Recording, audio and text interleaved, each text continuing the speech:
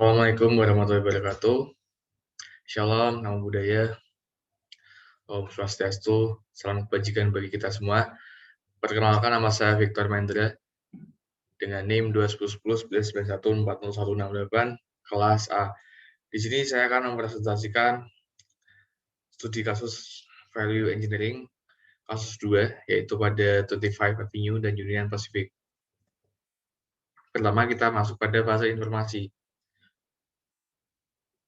Pada kali ini, nama proyek yang akan kita bahas adalah 25 Avenue, Union Pacific Grid Separation 6 dengan tim VE HNTB Corporation. Pengerjaan proyek berfokuskan pada pemisahan jalan untuk persilangan 25 Avenue dan jalan rel Union Pacific 6 di Bellwood dan Melrose Park, Illinois. Berikut adalah gambaran lokasi 25 Avenue, Bellwood, Illinois.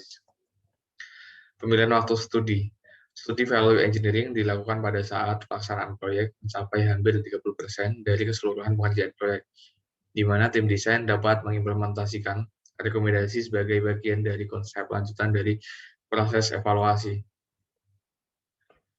Tahap studi VE. Pertama, perencanaan pre-workshop. Kemudian kedua, pengumpulan informasi dan pengkajian ulang. 3, analisis fungsi, termasuk pengidentifikasian risiko dan analisis biaya. 4, diskusi kreatif. 5, evaluasi ide. 6, pengembangan ide. 7, presentasi rekomendasi. 8, solusi atau implementasi pilihan dari setiap rekomendasi. Identifikasi pada value engineering. Rekayasa nilai yang dilakukan tim VE terhadap 25 Avenue dan Union Pacific Grid Separation 6 bertujuan untuk meningkatkan kinerja dengan biaya konstruksi sekecil mungkin, sehingga dengan mengidentifikasi 17 ide, 6 anjuran desain, dan 16 rekomendasi implementasi, diharapkan rekayasa nilai dapat menghemat biaya hingga kurang lebih $1 juta, 713.000.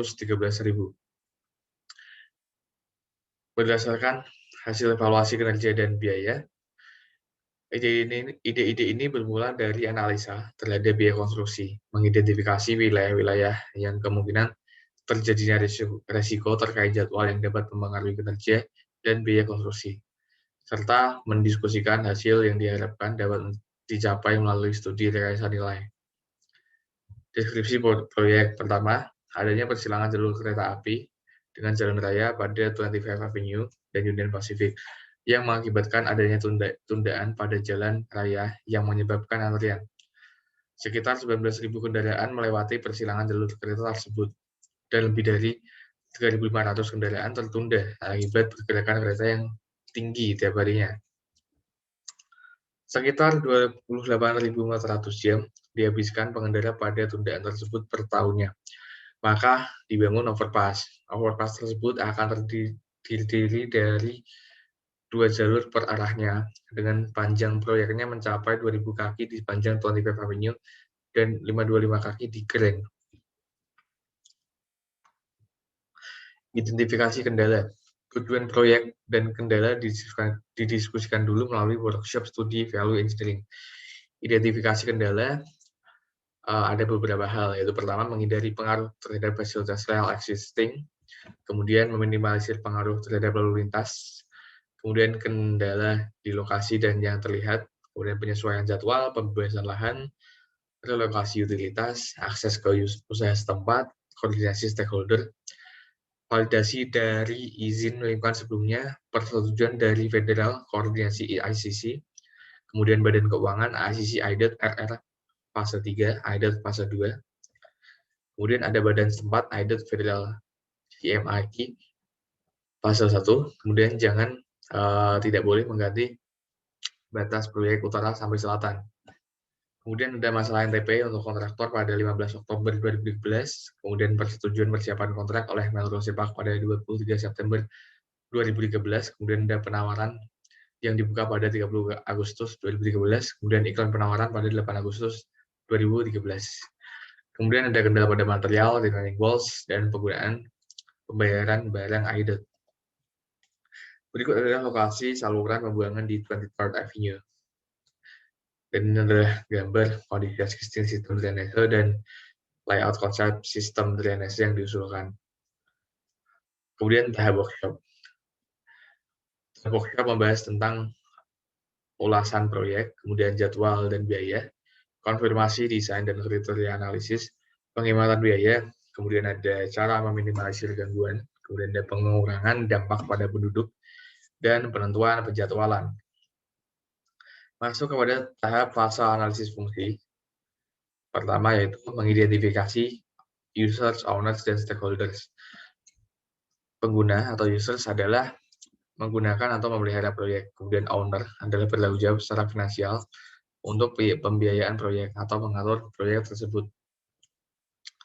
Stakeholder secara finansial terpengaruh oleh proyek, kemudian terpengaruh oleh pergantian lingkungan akibat proyek.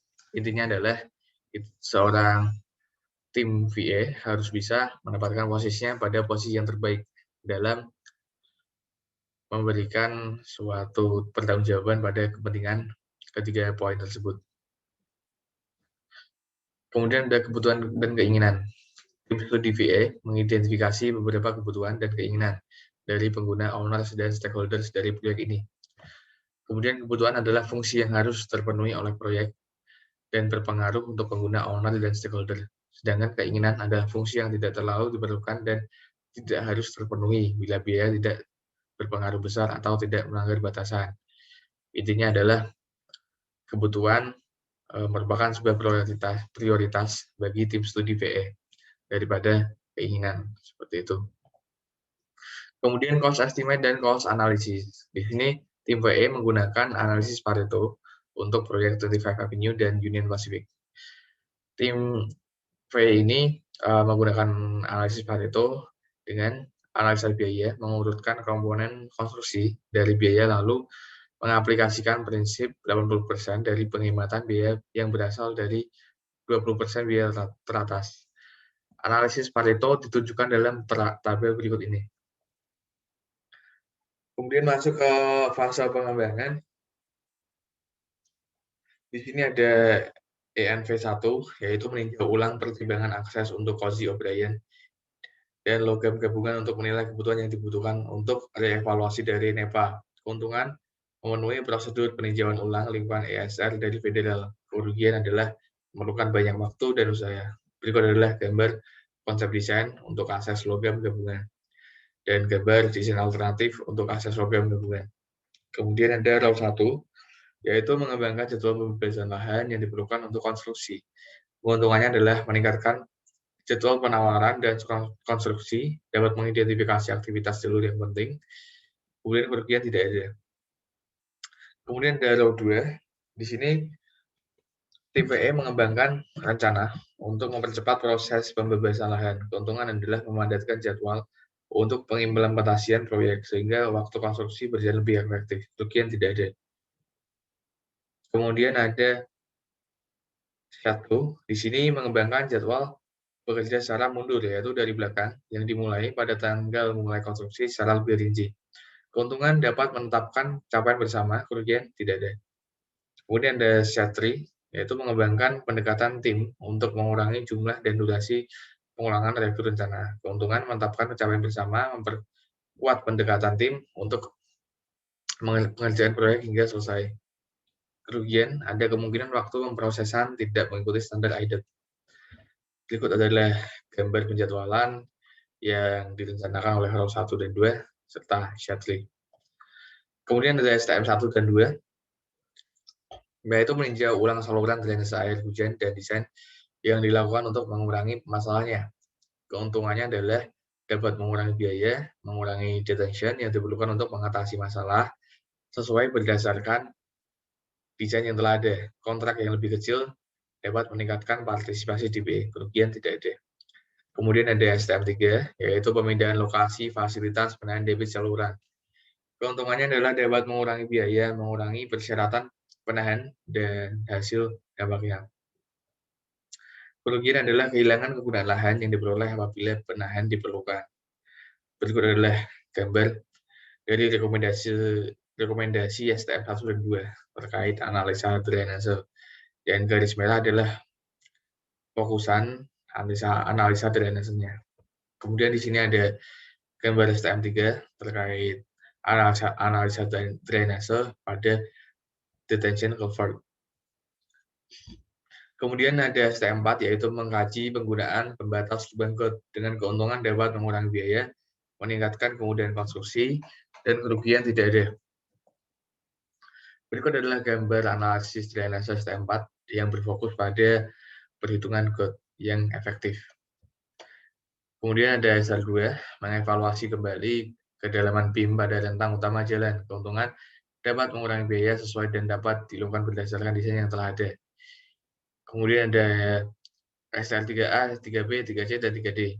Evaluasi kembali lokasi abutment di selatan, kemudian abutment semi-integral, corrosion dibor pada substruktur, dan 3D ditinjau lebih lanjut menjadi design suggestion. Keuntungannya adalah dapat mengurangi biaya, kemudian sesuai, dan dapat dilakukan berdasarkan desain yang telah ada. Kerugian tidak ada. Berikut adalah struktur analisis pada STR 2.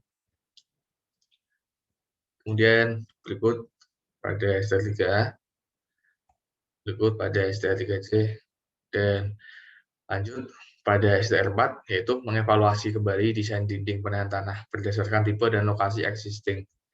Keuntungannya yaitu dapat mengurangi biaya sesuai dan dapat dilakukan berdasarkan desain yang telah ada. Kerugian tidak ada. Kemudian lanjut pada STR 5, yaitu mendapatkan jalur pemeliharaan jembatan sepanjang 15 kaki di sisi barat struktur.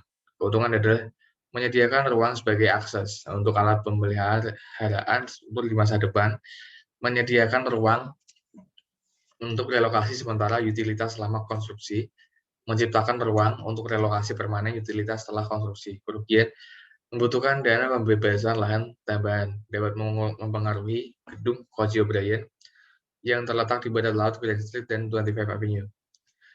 Berikut adalah gambar struktur maintenance analysis di STR 5. Kemudian lanjut util 1, yaitu mengembangkan aplikasi tertentu untuk mempercepat relokasi utilitas. Keuntungan adalah mempercepat tanggal mulai konstruksi dan tanggal penyelesaian, menghindari terjadinya konflik dengan kontraktor. Kerugian tidak ada. Berikut adalah penjelasan rekomendasi dari util 1 secara visual. Kemudian ada ID suggestion set forth, yaitu menyelidiki lebih lanjut mengenai pengemasan kontrak konstruksi dan pengadaan penawaran. Keuntungan adalah dapat merampingkan implementasi proyek, kemudian konsisten dengan jadwal tujuan yang agresif. Tawaran yang berpotensi lebih kompetitif, kemudian kerugian manajemen beberapa kontrak dapat menciptakan resiko.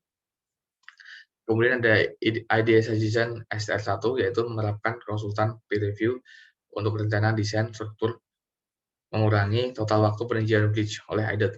Keuntungan mempercepat jadwal peninjauan, kemudian dapat mengurangi pengulangan dalam peninjauan, mengizinkan adanya tinjauan rencana bertahap. Kerugian kenaikan kecil dalam biaya persiapan rencana, perlu waktu untuk memproses kontrak konsultan tambahan. Kemudian ada STR 3D, yaitu daripada merelokasi saluran pembuangan, lebih baik dilakukan perpanjangan bridge untuk menyediakan akses menuju saluran pembuangan gabungan untuk air hujan dan sanitasi sepanjang garis tengah 25 Avenue. Keuntungan adalah dapat mengurangi biaya sesuai dan dapat dilaksanakan berdasarkan desain yang telah ada. Kemudian lanjut kepada draft 1, yaitu meninjau kembali fungsi dan penggunaan jalan utama 25 Avenue dan konsiderasi akses publik. Keuntungan menyelesaikan masalah keamanan publik, kerugian tidak ada.